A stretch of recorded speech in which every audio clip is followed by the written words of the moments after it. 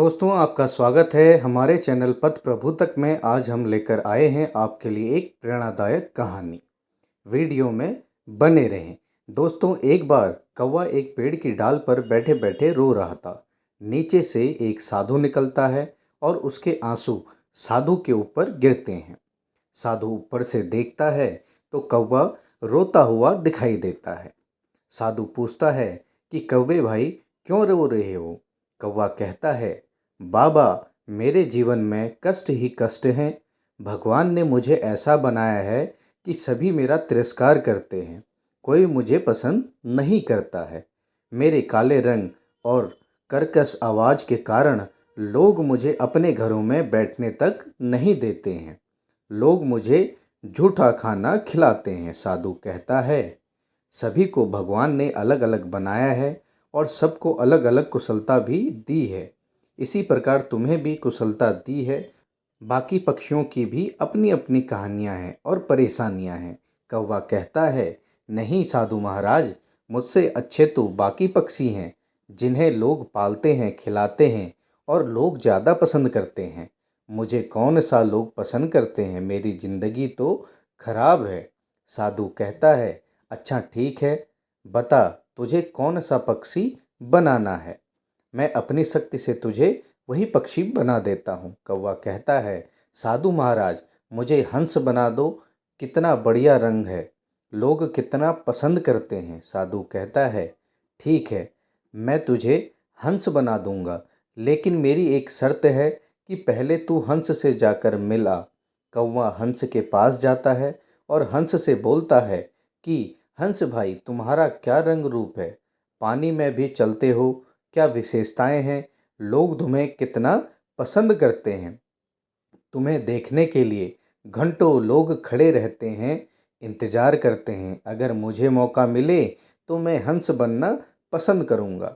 तब हंस बोलता है, कौवा भाई, मेरी बहुत तकलीफ़ है। भगवान ने मुझे जो रंग दिया है वह शांति का रंग है। मुझे अपना रंग देखकर हर दम यह एहसास होता है कि जैसे कोई मर गया हो। और सफ़ेद रंग होने के कारण कोई फ़ोटो खींचता है तो मैं किसी सफ़ेद रंग में छुप जाता हूँ, दिखता ही नहीं हूँ। और सफ़ेद रंग की वजह से मुझे और भी बहुत सारी तकलीफ़ हैं। कौवा, तुम्हें भी सफ़ेद रंग से तकलीफ़ है? हंस, हाँ भाई, बड़ी तकलीफ़ है। फिर कौवा और हंस दोनों साधु बाबा के पास जाते हैं और साधु बाबा से बोलते हैं कि कौवा कहता है, हे बाबा महाराज, मुझे तुम तोता बना दो, क्योंकि तोता बड़ा अच्छा होता है।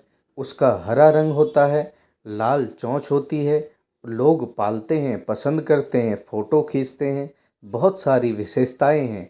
मुझे आप तोता बना दो। लेकिन साधु महाराज बोलते हैं कि मैं तोता बना दूंगा, लेकिन उससे पहले मेरी एक शर्त है कि तोते से जाकर मिल आओ। दोनों हंस और कौवा तोते से मिलने चले जाते हैं। तोता को ढूंढा जाता है। एक पेड़ पर बहुत सारे पक्षी बैठे होते हैं, उसमें वह तोते को ढूंढते हैं। 4-5 चक्कर लगा देते हैं और फिर जाकर तोता दिखाई देता है। फिर तोते के पास जाकर कौवा और हंस बोलते हैं, तोता भाई, तुम्हारा क्या रंग रूप है? हरा रंग है, चोंच लाल है।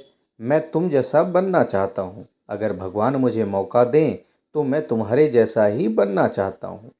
तुम्हारे तो बढ़िया मज़े होंगे।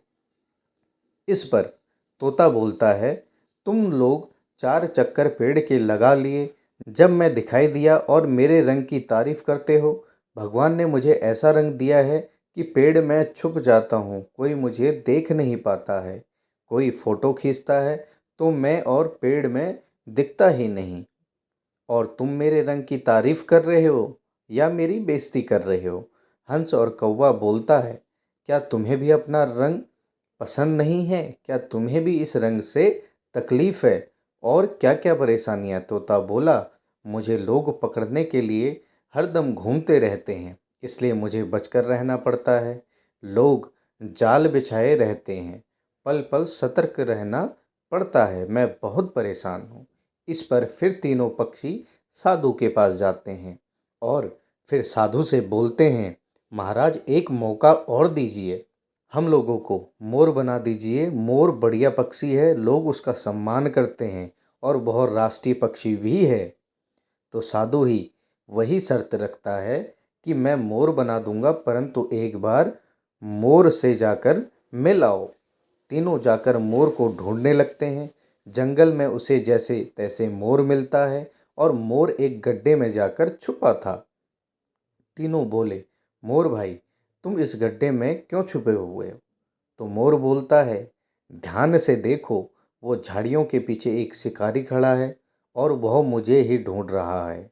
मुझे अपने भारी वजन और भारी पंखों से बहुत परेशानी है और अभी 1 घंटे पहले उसी शिकारी ने मेरे साथी को मार दिया और उसके पंखों को नोच नोच कर रख लिया।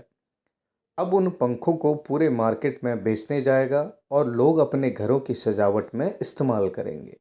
फिर कौवा और बाकी पक्षी चारों साधु के पास जाते हैं। तो साधु बोलते हैं, भगवान ने जिसको जिस रूप में बनाया है, जो विशेषताएं दी हैं, वह अतुलनीय हैं। भगवान ने सबको कुछ मजबूत तो कुछ कमज़ोर विशेषताएं दी हैं।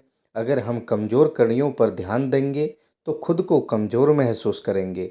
यदि मजबूत कड़ियों पर ध्यान देंगे तो हम खुद को मजबूत महसूस करेंगे। सभी पक्षियों को अपनी भूल का एहसास हो जाता है और जीवन जीने का मूल सूत्र मिल जाता है। किसी से भी अपनी तुलना ना करें। हमें कभी भी किसी से अपनी तुलना नहीं करनी चाहिए। तुलना करने वाला मनुष्य कभी सुखी नहीं रहता। हमारे पास जो है उसी में खुश रहना चाहिए। हमें हमेशा भगवान का कृतज्ञ होना चाहिए कि हमें इतना सब कुछ मिला है। हर खुश दिखने वाला आदमी के जीवन में परेशानियां होती हैं। हर आदमी की अपनी अलग अलग परेशानियां होती हैं। खुद में जो अच्छाइयां हैं उससे और बढ़ाने की कोशिश करना चाहिए। मित्रों, अपने विचार कमेंट्स में ज़रूर रखें। आशा है कि आपको यह कहानी ज़रूर अच्छी लगी होगी। धन्यवाद।